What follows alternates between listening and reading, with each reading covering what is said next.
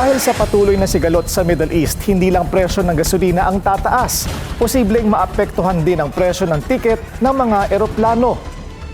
Tumaas na rin kasi pati ang presyo ng jet fuel ayon sa monitoring ng International Air Transport Association.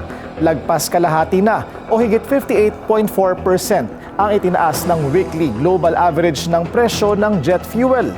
Mula $99 per barrel lang noong February 27 o isang araw bago at nakihin ng Amerika at Israel ang Iran sa higit $157 per barrel na nitong March 6. Pinakamataas ang increase sa presyo ng jet fuel sa Asia at Middle East na sumampa sa higit 70%. Aabangan ngayon kung i-a-adjust din ng Civil Aeronautics Board ang fuel surcharge na maaaring singilin ng airlines. Yan ay maaaring makita ng pasahero sa fare breakdown na nakalagay sa mga airline ticket. Mula August 2025, 8 buwan ng steady sa level 4 ang fuel surcharge na sinisingil ng mga airline. Mula 117 pesos hanggang 342 pesos para sa domestic flights at 385 pesos and 70 cents hanggang 2,800 pesos kapag international flights, depende sa flight distance. Nakabase ito sa isang pre-calculated table ng CAB at buwan-buwan ina-assess. Nag-aanunsyo ang CAB na adjustment depende sa lalabas na average ng presyo ng jet fuel. Sa Mean of Platts Singapore, ang nagsisilbing batayan ng presyuhan ng petrolyo sa Asia Pacific kabilang ang Pilipinas. Optional fee ang fuel surcharge na ginagamit ng mga carrier para makabawi at kayanin ang volatility o galaw ng presyo sa oil market.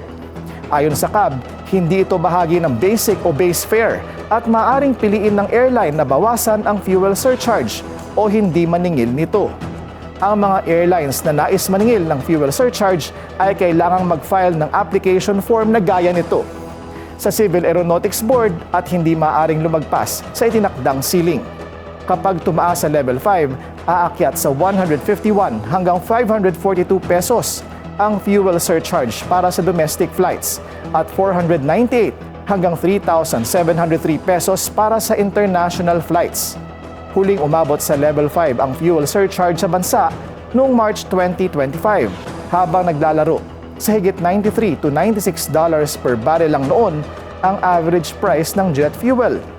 Noong August 2022 sa kasagsagan ng giyera ng Russia at Ukraine, umabot pa nga sa level 12 ang fuel surcharge nang maglaro sa $146 per barrel ang jet fuel.